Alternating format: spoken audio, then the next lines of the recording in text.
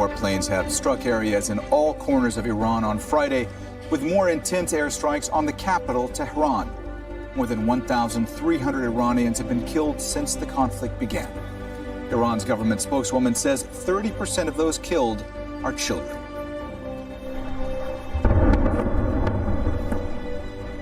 There have been massive Israeli strikes on the Lebanese capital, Beirut, as well as areas across the country. On Thursday, it issued an unprecedented forced evacuation order for all residents in that area, including Dahi, which is home to hundreds of thousands of people. The conflict between Israel and Hezbollah has been escalating since the assassination of Iran's supreme leader last Saturday. Iran has launched another barrage of missiles at Israel. These are the latest pictures of interceptions above Tel Aviv. Overnight, explosions there caused significant damage, with debris scattered across the city. At least 11 people have been killed in Israel since Saturday. Iran is continuing its attacks on Gulf nations hosting U.S. troops. In Bahrain's capital, Manama, one hotel and two residential buildings came under attack. Earlier, a refinery was seen engulfed in smoke after an apparent Iranian strike. In Kuwait, an explosion was reported from an airbase in the south of the country. And Saudi Arabia says its forces intercepted drones near its capital, Riyadh. And Qatar has warned of dramatic impacts to global energy markets. Speaking to the Financial Times, the Qatari energy minister said the war may force energy producers in the Gulf to shut down all exports within weeks, driving up prices to $150 a barrel. Saad al-Kaabi says the impacts have the potential to, quote, bring down the economies of the world. We're live from Tehran, Ramallah, and the Syria-Lebanon border. But first, let's start the discussion with Mohammed Val in the Iranian capital and Rashul Sardar here in Doha. Mohammed, Iran's president says some countries have initiated efforts at mediation. What more do we know about that? Yes, President Pezeshkian has tweeted just a while ago that some effort is being done by some other countries for mediation, but Iran is not responding to that. Iran is not waiting for that initiative anymore, and it is not seeking a resumption of those negotiations. That's very clear in the message that he sent.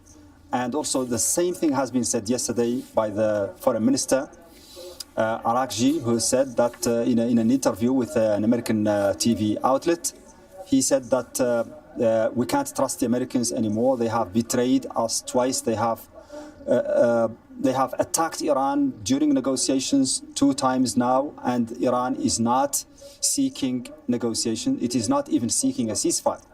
So that's a very strong message from the Iranian leadership, a message of defiance, because they seem to think that all these efforts of negotiation and signals coming from the other side are only ruses used to help this campaign succeed against Iran and to create a kind of confusion and a false hope for Iranians and Iranian leadership. Iranian leadership right now wants to focus on only one thing, which is the defense of the nation.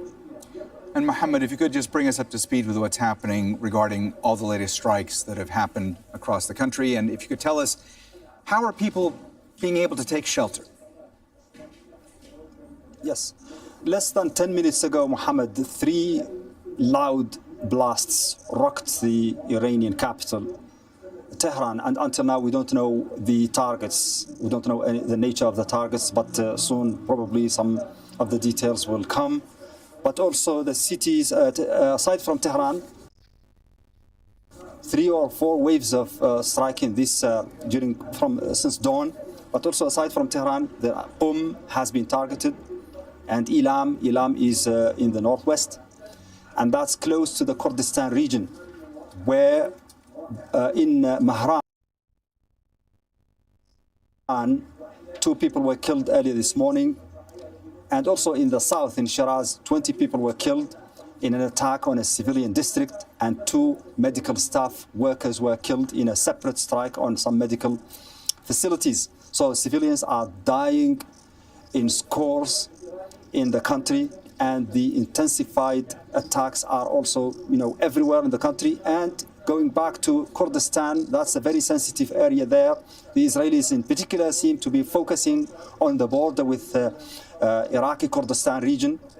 And the understanding here in Iran is that it is an attempt to provide an air cover for the separatists in that region who have their hideouts in the Kurdistan of Iraq, and also to weaken to weaken the grip of the Iranian government and military in that region, in a kind of preparation for a possible offensive by those separatists. Iran is accusing Israel of arming them and helping them, and it is sending warnings to the autonomous Kurdistan region of northern Iraq to not allow them to cross the border. And if that happens, there will be consequences, and it will mean a disruption of ties between Iran and the Kurdistan region, and probably reactions from Iran. All right, that's Al Jazeera's... regarding your question about civilians, Mohammed, if you want me to continue. Yes, go ahead, Mohammed. Your question about civilians, that's a very difficult situation for civilians in particular, because there is no system of alert about airstrikes for civilians to know that an airstrike is coming.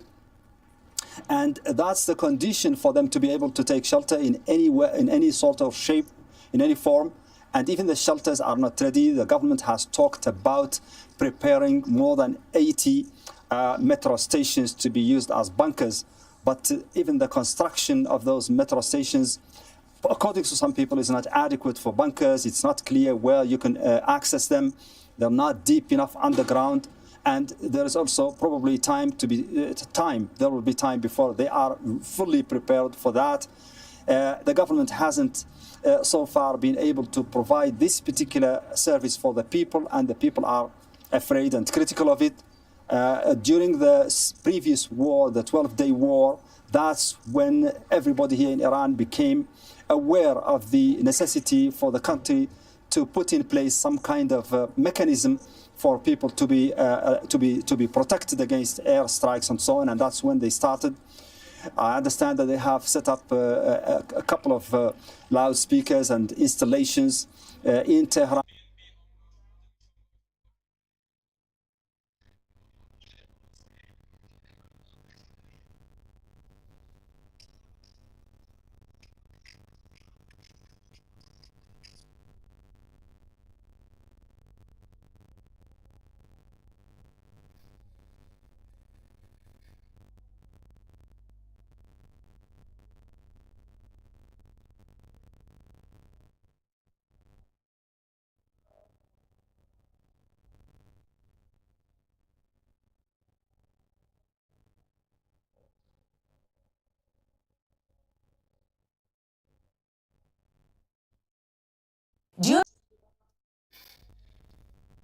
With all the latest from Tehran. Thanks so much, Mohammed.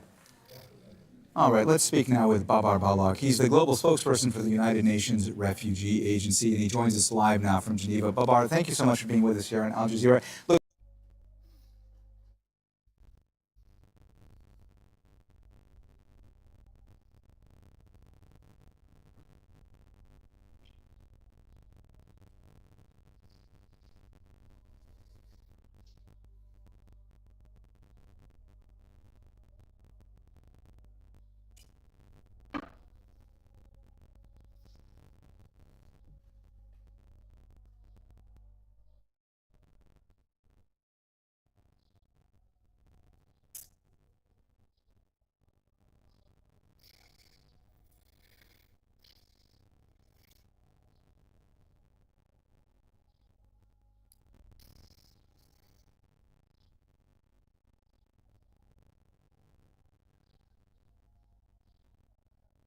a sizable response to help people within Iran. As you have been hearing, UNHCR is the largest UN agency. We have been there for decades, working with the local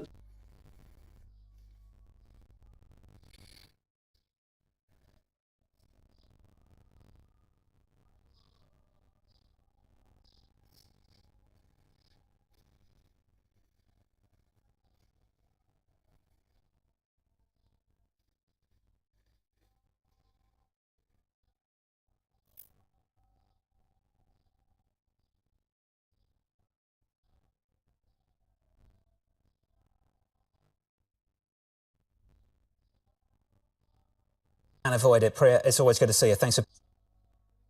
surpassed.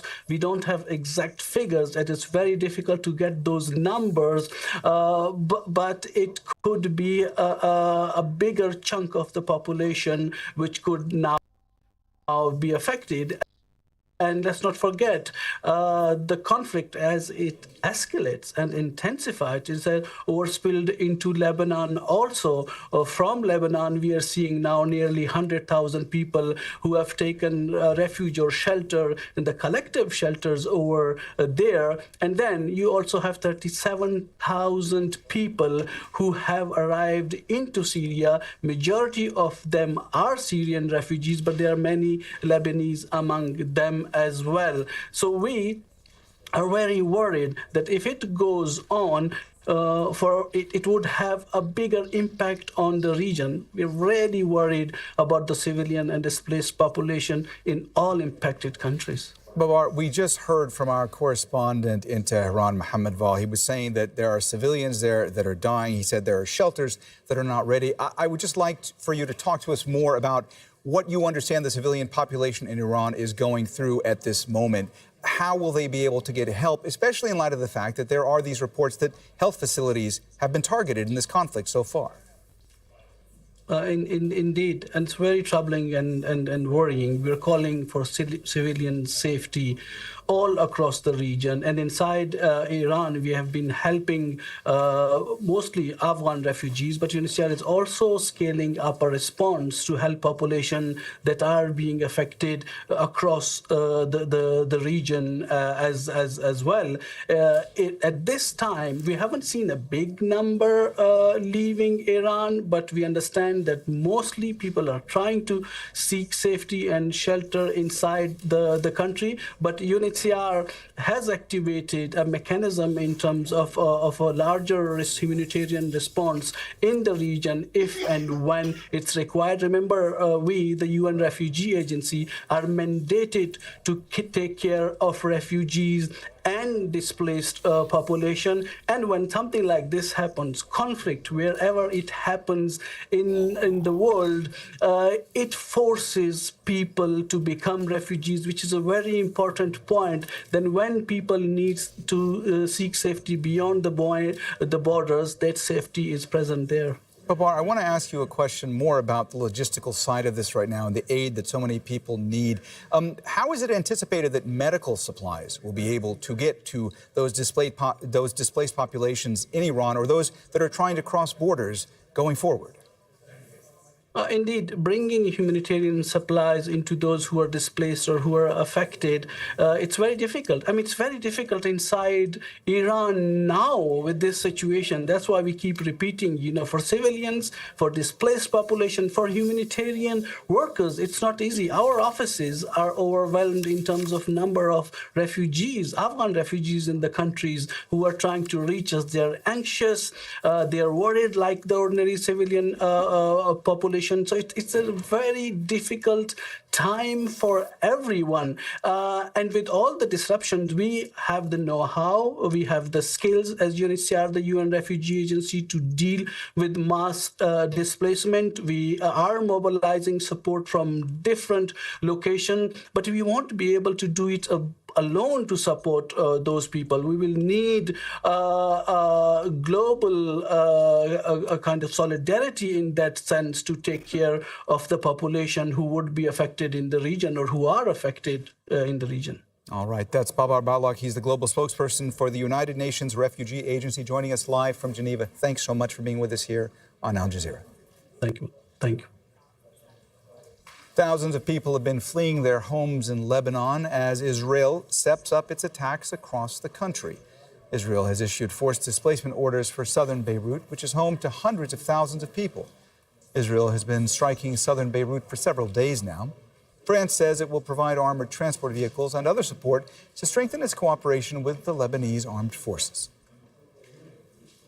At the moment, with these blanket, massive displacement orders, we are talking here about hundreds and thousands of people. Our colleagues on the ground hear every day about the anguish that people face, about not knowing where to go, not knowing how long it will take. Obviously, this raises serious concern under international humanitarian law, and in particular when it comes to issues around forced transfer. Zaina Khudr has more from the southern city of Tyre in Lebanon. We're making our way to the southern city of Tyre. In the early hours of Thursday morning, the Israeli army issued yet another warning for people to leave areas south of the Litani River. As you can see, as we drive through the streets, traffic is very thin, shops are closed, people are worried, especially since there's no end in sight to this latest confrontation between Israel and Hezbollah. Human rights groups have criticized the Israeli army's evacuation order, saying forcing an entire population to leave their homes violates the rules of war. South of the Litani River to the border, this is 8% of Lebanese territory, and hundreds of thousands of people live in this area. The city has already come under attack. Israeli airstrikes targeting what it calls Hezbollah's military infrastructure. We are in the center of the city of Tyre. It was also repeatedly targeted during the last confrontation in late 2024. Attacks like this cause further displacement, destruction. Many people have still not recovered from the last conflict. Many homes, many buildings still lay in ruins. The country is cash-strapped. The government has not been able to help the people. People are poor. Israeli strikes also targeted electricity generators in the city. People here are telling us this is part of a strategy to make the city unlivable and to force people to leave. The Israeli military also targeted Qard al-Hassan branches. This is a financial institution affiliated with Hezbollah. The Israeli military really has been targeting anyone and anything related to Hezbollah. But as you can see, widespread destruction. This used to be a commercial district. So much damage. It is obvious that many have left this southern city. There are still those who have chosen to stay. The question is, for how long? Zaina Khudr, Al Jazeera, Tyre, southern Lebanon. All right, let's head now to Beirut and speak to Al Jazeera's Bernard Smith, who's live for us there. So, Bernard, there's been massive airstrikes in Beirut in the past hour. What more can you tell us about all that? Well, that smoke rising over my shoulder there is from the latest airstrike hitting the southern suburbs of Beirut. All the while, the endless noise of the Israeli drone flying over our head, looking for other Hezbollah targets. That is a Hezbollah stronghold. But there isn't really a front line here. Particularly, Israel is hitting targets not just in the southern suburbs. We know they're hitting targets all across southern Lebanon and in the east in the Bekaa Valley. One Lebanese security source has told the Reuters news agency this is all about ending Hezbollah once and for all, and that raises the prospect of a larger conflict, a conflict that could drag on for quite some time. Bernard, just a moment ago, we were speaking with a UN refugee agency spokesperson who was telling us about the concern that the agency has when it comes to displacement crises taking place across the region. I want to ask you specifically about Lebanon right now. We know that tens of thousands of people in Lebanon are displaced. What kind of support are they receiving at this point? Tens of thousands of people are displaced as a consequence of the widest ever evacuation orders that Israel has imposed on Lebanon, forcing displacement of tens of thousands, perhaps as many as 100,000 people. There's very little the Lebanese state, very poor, very cash poor, can do for them. We've seen people today sleeping on the streets, sleeping in their cars, mattresses laid out on streets. The government has is opening up a stadium, which is left for a charity to fill with tents, so that people can sort of sleep in the shadows of the tribunes in this stadium. They've done a similar thing before, but that's not going to be ready for another 48 hours. Public schools have been closed and reopened as sort of reception centres for people to stay. But as ever in Lebanon, people relying on private charities, private NGOs, the state not able to do very much at all, and with that suggestion that this is a plan to really diminish Hezbollah as much as possible. This could go on for a long time, meaning people will not be able, tens of thousands of people will not be able to return home for a very long time. All right, that's Al Jazeera's Bernard Smith live for us from Beirut. Bernard, thanks so much. The UN says so far more than 33,000 Syrian refugees in Lebanon have been forced to return back to their home country. Arbeida Hitto joins us live now from a border crossing between Syria and Lebanon. Arbeida, this is essentially a reverse form of migration that's happening right now, right? I mean, many of these people are Syrians who had fled the civil war in Syria. What are they saying about their decision to return?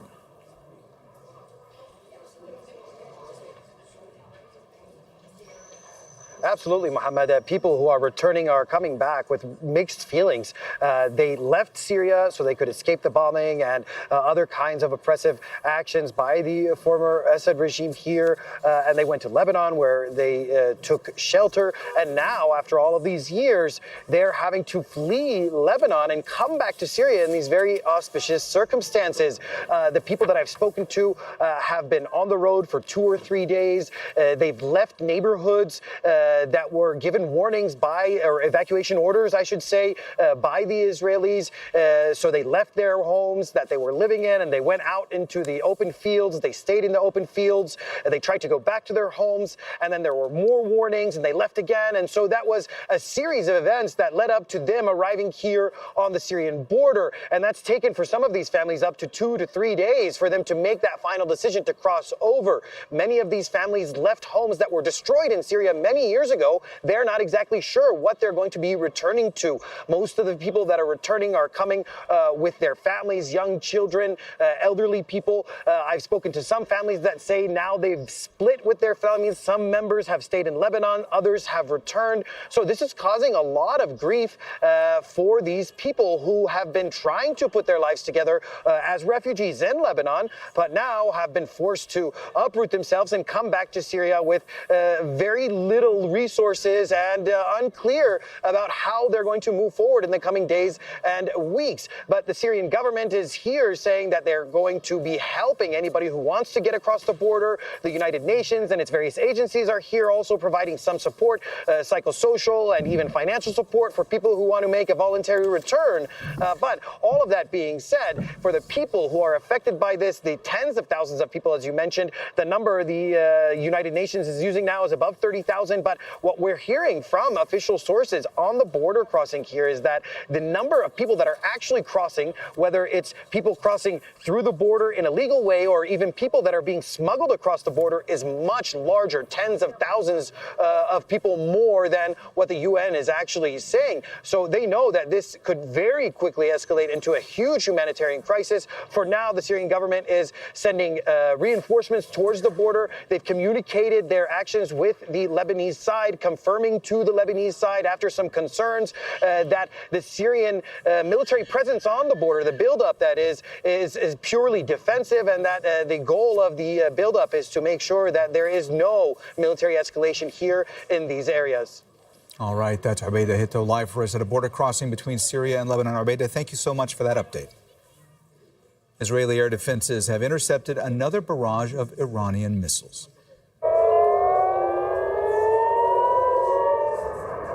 Iran's Revolutionary Guard has warned that its attacks will become more intense. Overnight explosions and shrapnel damaged infrastructure in Tel Aviv.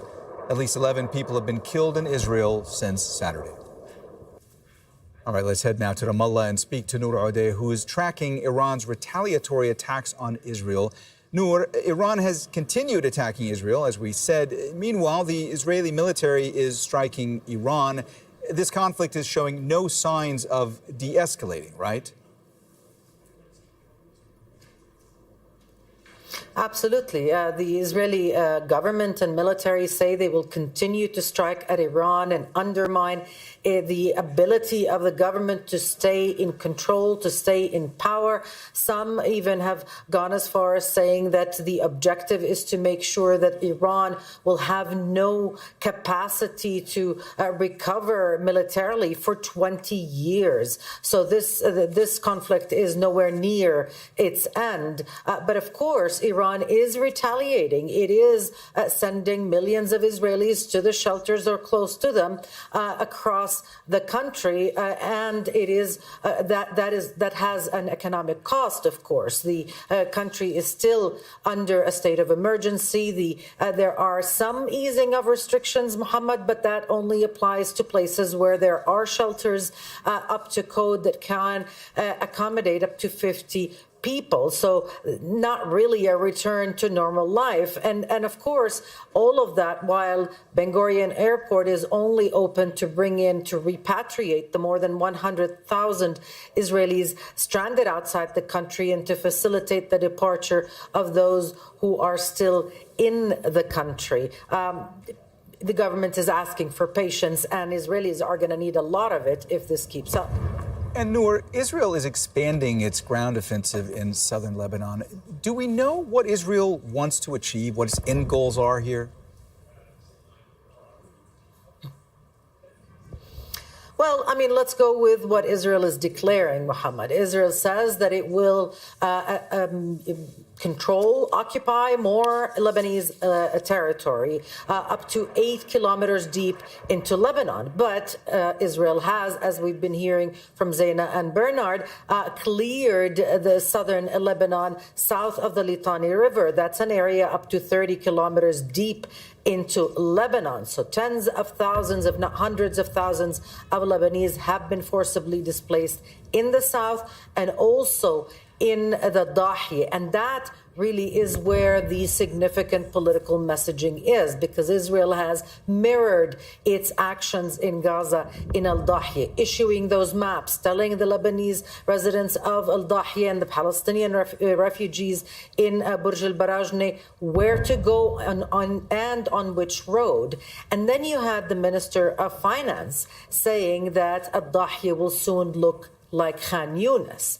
That is promising something that the Lebanese people have seen for over the past 2 years of re-engineering areas, decimating neighborhoods, having no homes to come to for those who are displaced. That is really the fear of what is in store for Lebanon as far as the Israeli military is concerned.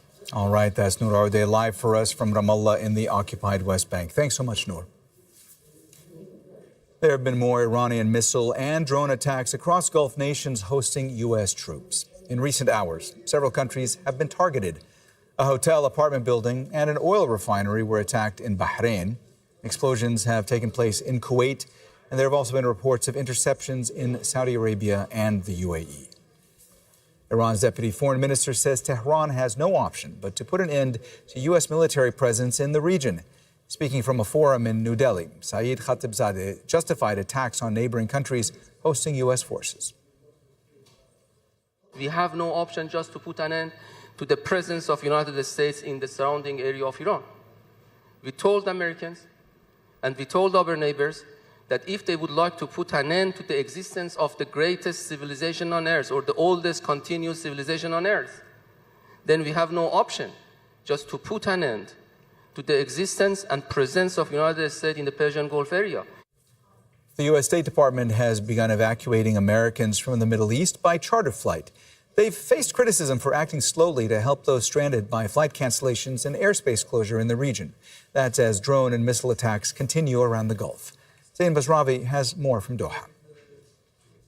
There's been a number of attacks in Saudi and Bahrain and the UAE. We've seen attacks in Doha again this morning. The Ministry of Interior confirming a wave of drones were attacking Al Udeid Air Base, where U.S. CENTCOM is hosted once again. So really it is a continuation of what we've seen over the last 7 days. We're into a week of this conflict. And what we are seeing is diplomatic missions are beginning to take more seriously the fact that they may have to begin thinking of getting their citizens living in this part of the world out of harm's way. And that the United States, in the beginning days of this war that they started with Israel, put out a statement saying that do not expect any help from the U.S. State Department or from diplomatic missions. There are no evacuation points. If you want to get out, you should, but you should have to do so using commercial means on your own. A week later, just a few hours ago, the U.S. Embassy here in Doha putting out a very different statement, saying that the U.S. government is ready to help Americans leave the Middle East if you choose to take advantage of the options available. On their social media page, on the State Department US Embassy for Doha website, they detail different ways of how they can get out. There's a form you can register on.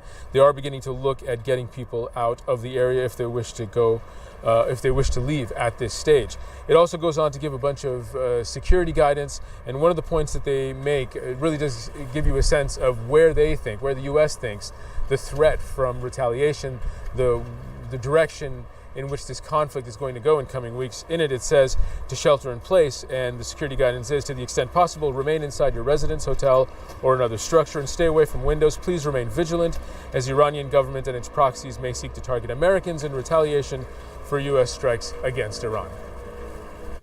It's just past 12:30 GMT. You're watching Al Jazeera's extensive coverage of the conflict between the U.S., Israel, and Iran. I'm Mohammed Jamjoul. The UN's refugee agency has declared the situation in the Middle East a major humanitarian emergency. U.S. and Israeli warplanes have struck areas in all corners of Iran on Friday, with more intense airstrikes on the capital, Tehran. More than 1,300 Iranians have been killed since the conflict began. Iran's government spokeswoman says 30% of those killed are children.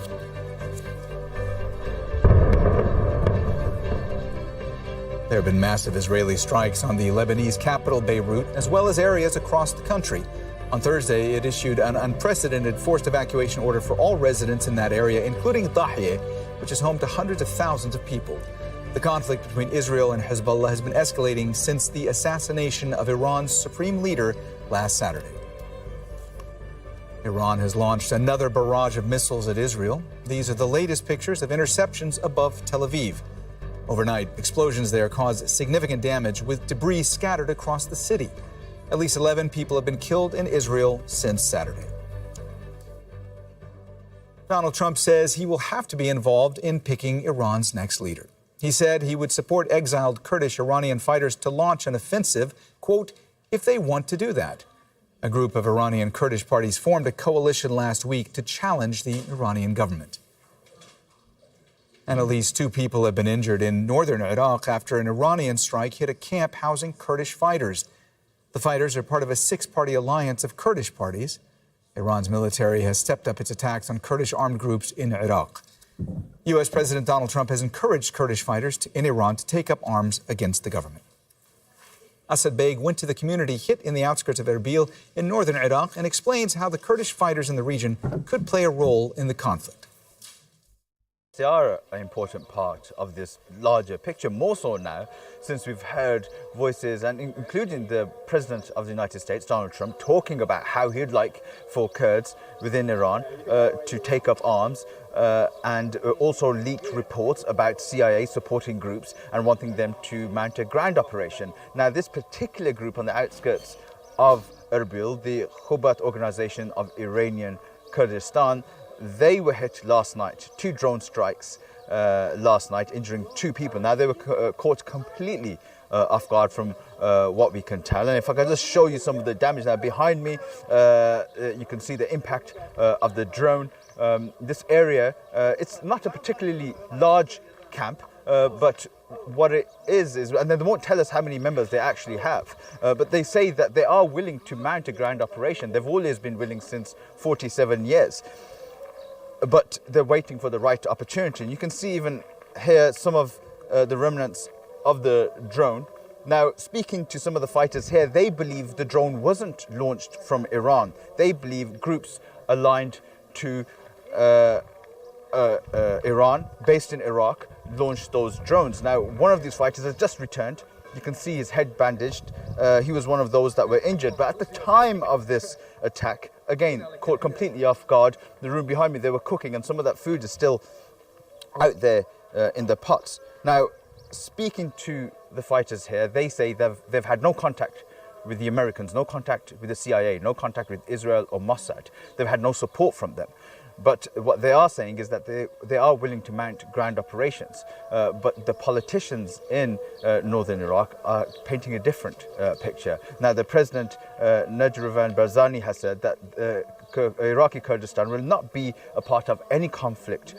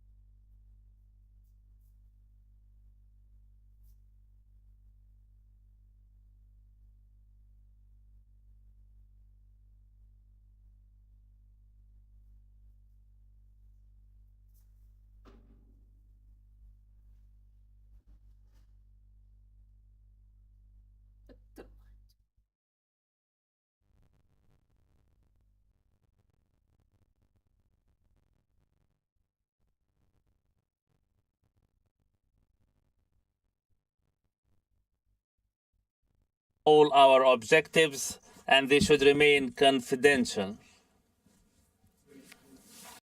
All right. We were listening there to a presser by an Israeli military spokesperson. We're going to go now back to Noor Odeh, who is joining us live from Ramallah in the occupied West Bank. Noor, you were giving us sort of a sit-rep of where things stand right now when it comes to Israel and Iran. So sorry to have interrupted you before. Please go ahead. Well, I mean, Mohammed, the Israeli spokesperson, the spokesperson of the Israeli army, rather, kind of helped us out there because he was asked about real life issues. When will the schools open? How long will people be confined to their homes, to their shelters, or near those shelters? That's what's on the mind of the Israeli public, who still supports this war, and even the war on Hezbollah and Iran. But they need to know how long this will take because the cost is real. The damage to the buildings is real. The economy and what it will suffer is going to be felt by all of those ordinary people. The number of Israeli soldiers injured in confrontations with Hezbollah fighters is increasing. Some of those injuries are described as grave, and the Iranian missiles are not letting up. It's true that the number of missiles fired in each volley is less than what it was before, less than what it's expected. But the observation that many are making is that these missiles that Iran is firing are larger, they have a larger impact. Some of them may be even cluster munitions, so they are creating a lot of damage. We do not know the extent of that damage, Mohammed, because the information is tightly controlled by the Israeli military censor. But we do know from eyewitnesses who've been posting some videos that many of the strikes are in the vicinity of the Kiryat, for example, the compound housing the Ministry of Defense in the heart of Tel Aviv. We know that many of the missiles fired from Lebanon also are on areas where there is weapons manufacturing and intelligence assets in northern Israel. So how much Israel is hurting is unknown, but the population certainly needs answers because this is traumatic. To be in the shelter, near the shelter, listening to sirens for 7 days is not normal. All right. We'll leave it there for now. That's Noor Odeh live for us in Ramallah in the occupied West Bank. Thanks so much, Noor.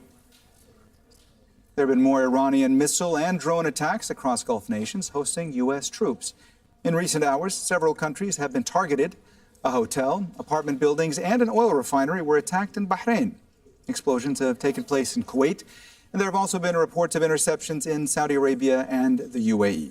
As we've seen, the U.S. and Israel are pounding cities and towns across Iran, and Iran is retaliating with its own missile and drone attacks in the region and beyond.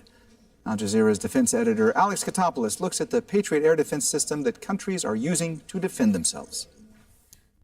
This long-range conflict is being fought with aircraft, missiles and drones. Iran's huge inventory of missiles has been the target of US and Israeli airstrikes as launchers, launch sites and component factories are systematically targeted and destroyed. Israeli estimates of Iran's missile stocks before the war sat at around 2,500. Its inventory of armed drones, cheaper and easy to make, is much larger and in the tens of thousands. The main weapon Gulf nations, Israel and the US, are using to stop Iran's missiles is the Patriot air defense system. Its advanced PAC-3 interceptors, moving at speeds in excess of 6,000 kilometers per hour, can detect and hit incoming missiles from up to 160 kilometers away. But they're expensive, at $4.5 million per interceptor, and usually 2 or 3 are fired for every incoming missile. The Patriot interceptors are accurate and advanced, but they take a long time to make. Last year, Lockheed Martin, the manufacturer, made a total of 620, and these have to be divvied up between Ukraine, NATO allies, Japan, Taiwan, Israel, Jordan, Kuwait, the UAE, Bahrain, Qatar, and Saudi Arabia, as well as to protect the US bases in the region. Andreas Krieg is an associate professor at the School of Security Studies, King's College London. He says the Iranians have different aims depending on who they're targeting.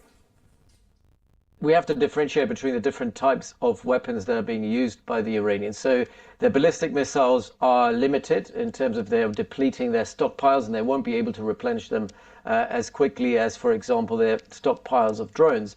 but they have thousands and thousands of drones, very cheaply made, and they can continue producing them. And also there is a different sort of set of objectives here. So if you're striking Israel, you're trying to inflict pain, you're using your ballistic missiles. We see the rate of firing to go down, but they're also using more sophisticated technology to target Israeli targets. In the Gulf, the situation is slightly different, because in the Gulf, they don't necessarily want to inflict pain through these warheads. What they're trying to do is trying to disrupt the flow of trade, trying to disrupt the freedom of navigation, trying to disrupt aviation and basically free movement through airspace. All of that can be achieved with very little. You don't need to use ballistic missiles. You can use a drone a day to disrupt the airspace, and basically thereby putting pressure on the Gulf states trying to intercept them. And yes, at the moment, the stockpiles obviously are winding down, but the UAE and Qatar in particular do have quite a significant stockpile. This is also true for Saudi Arabia.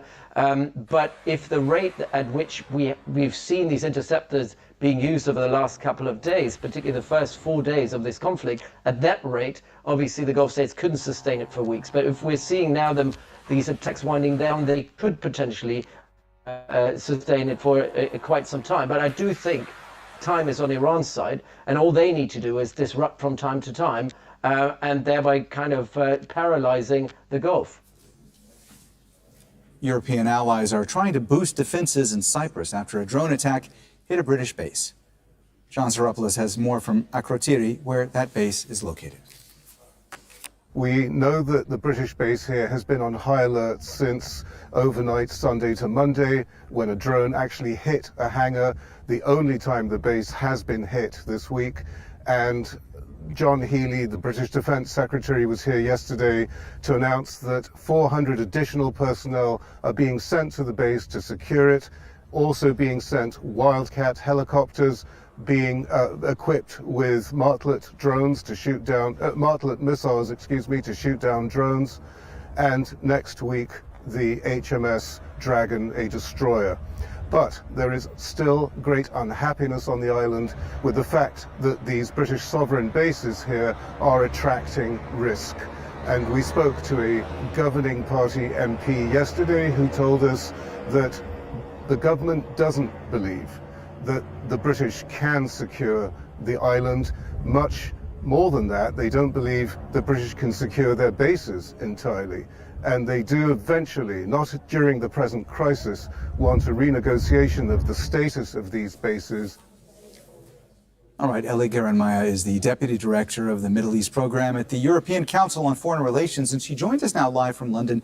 Eli, thanks for being with us here on Al Jazeera. Let me ask you first, the EU has been scrambling to respond after Israel and the U.S. launched their war on Iran. Without consulting European powers, what risk does Europe face if it becomes more directly involved in this conflict?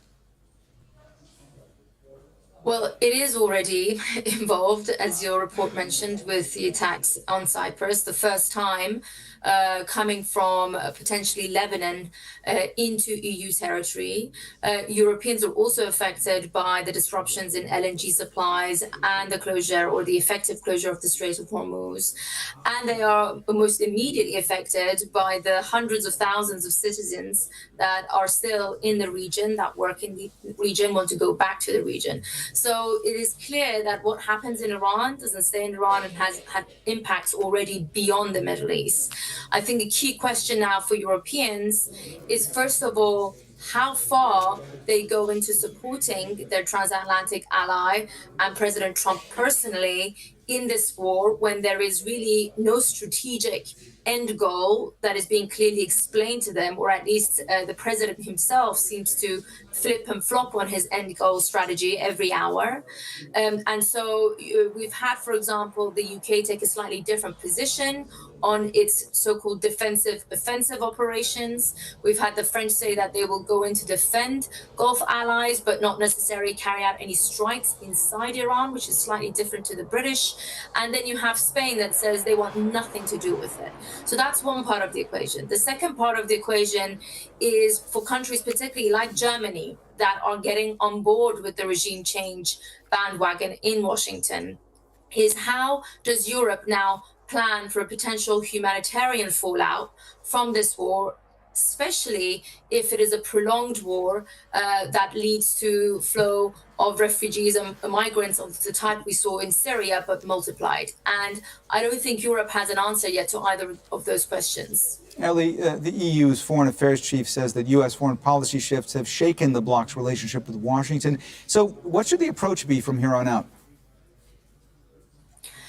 Look, I think there needs to be a real critical strategic thinking here. Now, some countries have come out to say that this action was illegal or not consistent with international. They don't want their bases, American bases in Europe, to be involved because they fear that, like the British potentially, as has been the case in Cyprus, they will come into the eye of the storm.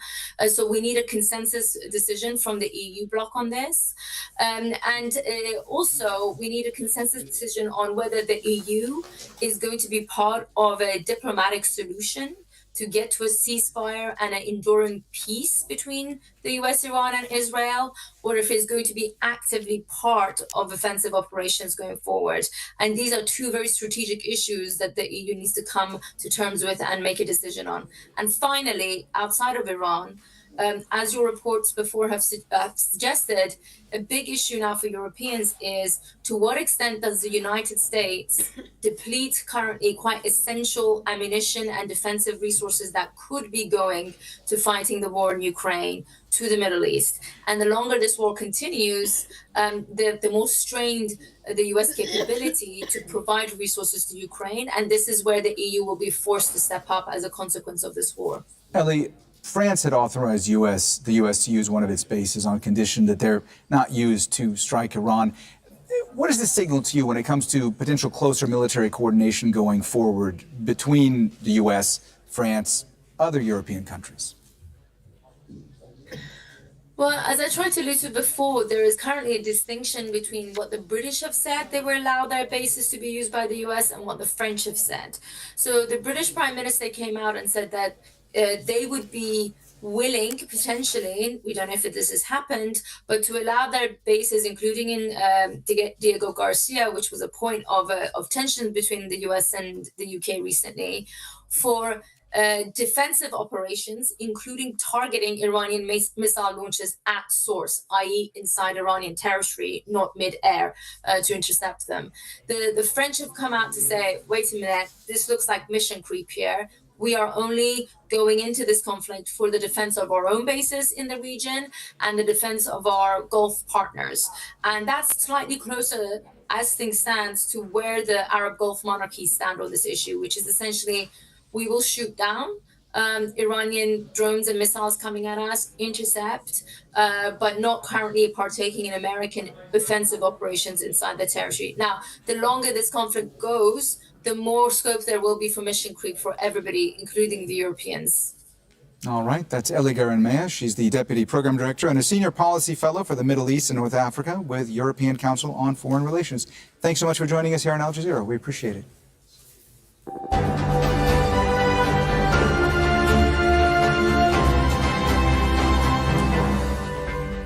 It's just past 13:30 GMT. You're watching Al Jazeera's extensive coverage of the conflict between the U.S., Israel, and Iran.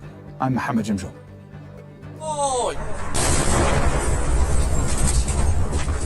The UN's refugee agency has declared the situation in the Middle East a major humanitarian emergency. U.S. and Israeli warplanes have struck areas in all corners of Iran on Friday, with more intense airstrikes on the capital, Tehran. More than 1,300 Iranians have been killed since the conflict began. Iran's government spokeswoman says 30% of those killed are children. There have been massive Israeli strikes on the Lebanese capital, Beirut, as well as areas across the country. On Thursday, it issued an unprecedented forced evacuation order for all residents in that area, including Dahieh, which is home to hundreds of thousands of people. The conflict between Israel and Hezbollah has been escalating since the assassination of Iran's supreme leader last Saturday.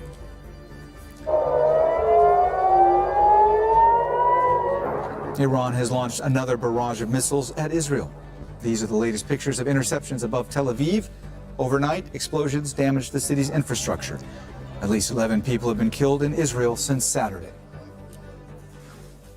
Qatar's energy minister has warned of the dramatic impact the war will have on global markets. Saad Al-Kaabi, who's also the CEO of Qatar Energy, told the Financial Times that the situation could bring down the economies of the world. He went on to say, if this war continues for a few weeks, GDP growth around the world will be impacted. Everybody's energy price is going to go higher. And he says natural gas extraction in Qatar cannot resume until the military here signals an end to hostilities and attacks. Tess van de Graaf is an energy fellow at the Brussels Institute for Geopolitics. He's also an associate professor in international politics at Ghent University. He joins us now live from Ghent in Belgium. Tess, thanks so much for being with us here on Al Jazeera. Look, let me ask you first. Qatar expects all Gulf energy producers to shut down exports within weeks. This could have major repercussions on those who rely on imports, right? Absolutely. This is a consequence of the fact that there is hardly any tanker traffic through the Strait of Hormuz. So all of the producers in the Persian Gulf who rely on that export route will have to shut in production like Iraq has already done for 2 or 3 major oil fields. And this could have long-term knock-on effects because you do not turn on and off an oil well like flipping the switch of a light. There's always the risk that you damage the reservoir and that you impact long-term productivity of the well. So this is bad news, and the clock is ticking for many producers in the region.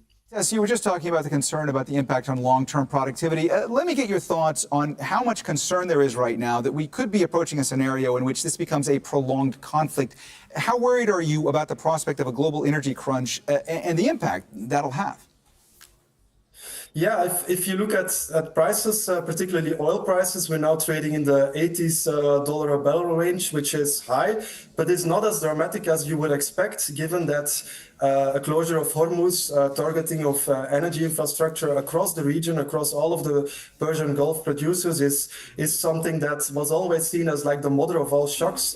So we're not in the triple-digit range. So traders expect the impacts to be moderate, to be limited in terms of duration. But obviously, the longer this lasts, the higher the chance is that we will encroach upon that triple-digit range and even go beyond. Because obviously, when you talk about 20% of global oil supplies, 20% of LNG supplies that are potentially off the market for weeks to come, then this is potentially a major energy crunch in the making. Absolutely.